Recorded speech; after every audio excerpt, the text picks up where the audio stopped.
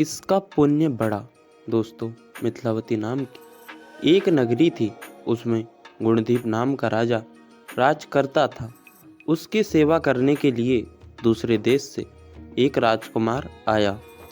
वह बराबर कोशिश करता रहा, लेकिन राजा से उनकी भेंट न हुई। जो कुछ वह अपने साथ लाया था वह सब बराबर हो गया। एक दिन राजा शिकार खेलने चला। राजकुमार भी साथ हो लिया। चलते चलते राजा एक वन में पहुंचा। वहां उसके नौकर जाकर बिछुड़ गए। राजा के साथ अकेला वह राजकुमार रह गया। उसने राजा को रोका। राजा ने उसकी ओर देखा तो पूछा, तू इतना कमजोर क्यों हो रहा है? उसने कहा, इसमें मेरे कर्म का दोष है। मैं जिस राजा के पास रहता हूँ वह हजारों को पालता है, पर उसकी निगाह मेरी ओर नहीं जाती। राजन, 6 बातें आदमी को हल्का करती है। खोटे नर की प्रीति, बिना कारण हंसी, स्त्री से विवाद, असज्जन स्वामी की सेवा, गधे की सवारी और बिना संस्कृत की भाषा।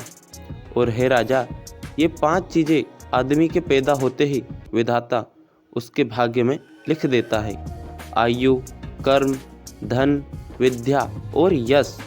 राजन, जब तक आदमी का पुण्य उदय रहता है तब तक उसके बहुत से दास रहते हैं। जब पुण्य घट जाता है तो भाई भी बैरी हो जाते हैं। पर एक बात है, स्वामी की सेवा अकारत नहीं जाती। कभी ना कभी फल मिल ही जाता है। यह सुन राजा के मन पर उसका बड़ा असर हुआ।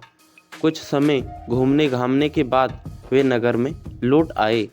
राजा ने उसे अपनी नौकरी में रख लिया। उसे बढ़िया बढ़िया कपड़े और गहने दिए। एक दिन राजकुमार किसी काम से कहीं गया।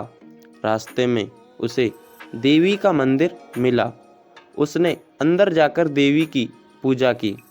जब वह बाहर निकला तो देखता क्या है, उसके पीछे एक सुंदर स्त्री चली आ रही है। राजकुमार उसे देखते ही उसकी ओर आकर्षित हो गया।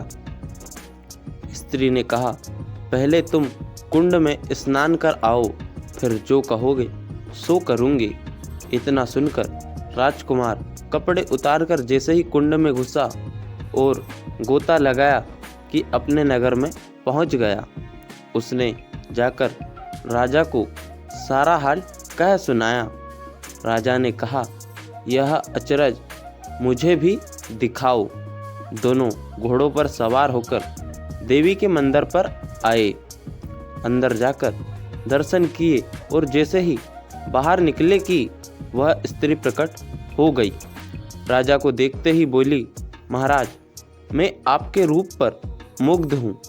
आप जो कहेंगे वही करूँगी। राजा ने कहा, ऐसी बात है तो तू मेरे इस सेवक से विवाह कर ले।